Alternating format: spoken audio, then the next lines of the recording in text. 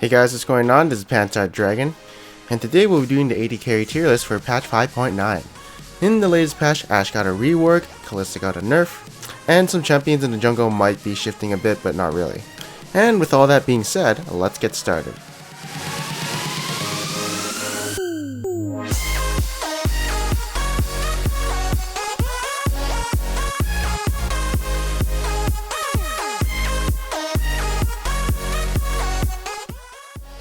Alright, so number 5 is still Vayne. I do feel like she's really good in the tank meta, of course, with her W, and of course she can kite really well, and she just becomes a beast late game. And also with Grizz kind of falling out of flavor, which was one of her hardest matchups, I feel like she has a decent spot in the laning phase right now.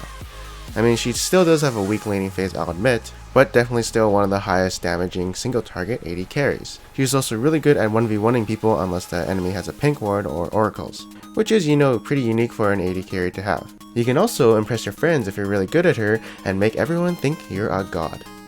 And at number 4 is going to be Kalista.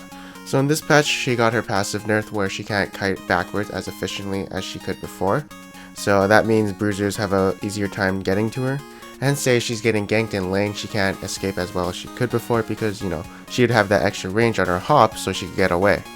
But she can still hop and, kite people, so that is a really good bonus on an AD carry to have.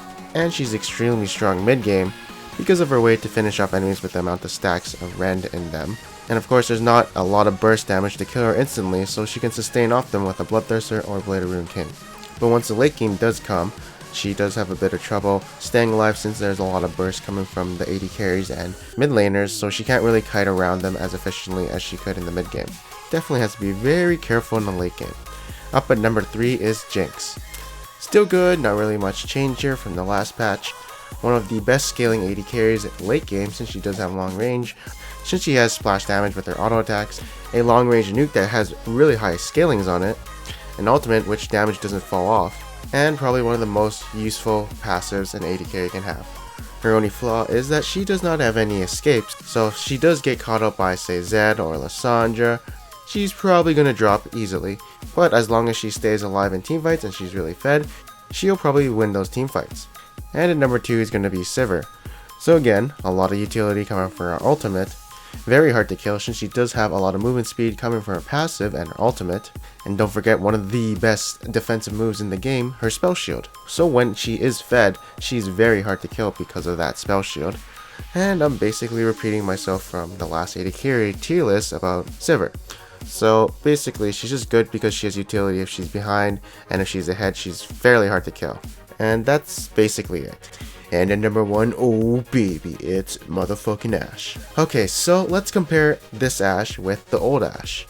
So old Ashe wasn't really that bad to pick in solo queue, or even in general. I wouldn't say she was one of the best, but like if you picked her I wouldn't mind, kind of thing.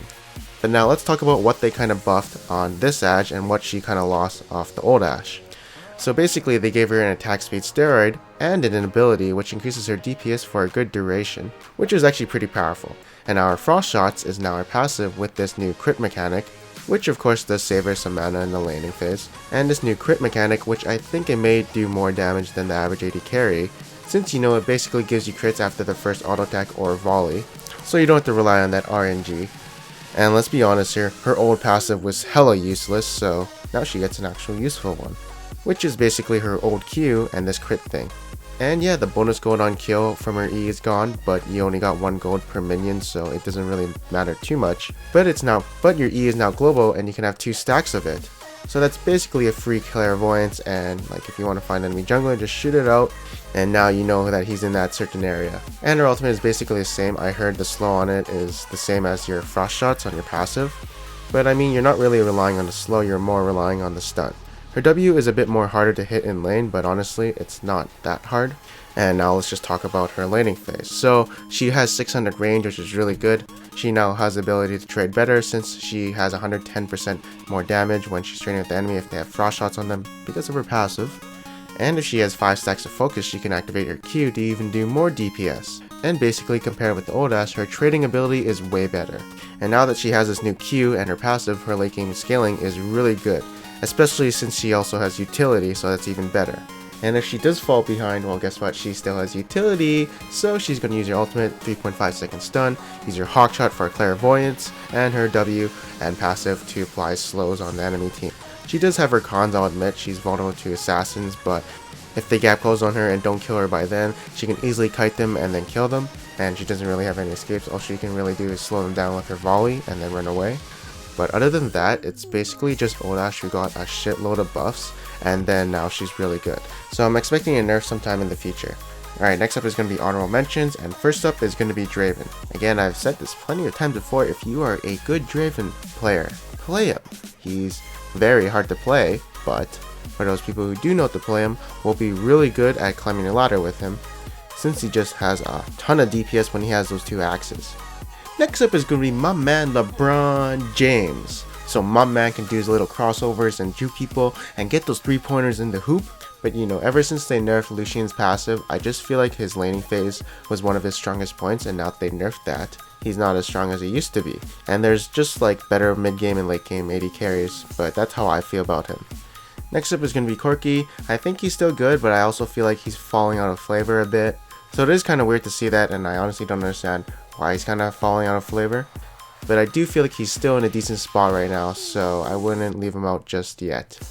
And next up is going to be Graves. I feel like the buckshot nerf a while ago wasn't too bad, but it did hurt him a bit. I mean, I still think he's good, but people don't seem to like him that often too much these days. Hey guys, so thank you guys for watching this video. I hope you guys enjoyed it. If you guys did enjoy this video, maybe you enjoyed top 10 best junglers for solo queue as a patch 5.9, and also for supports, although it's top 5, and they'll be released in the future, so stay tuned. There's mid laners for you guys. It is relatively the same since it is from patch 5.8 and not much mid laners have been changed. And again, if you guys did enjoy this video, subscribe right there and join the No Pants party, and I will see you guys next time. Shit blasted. I had to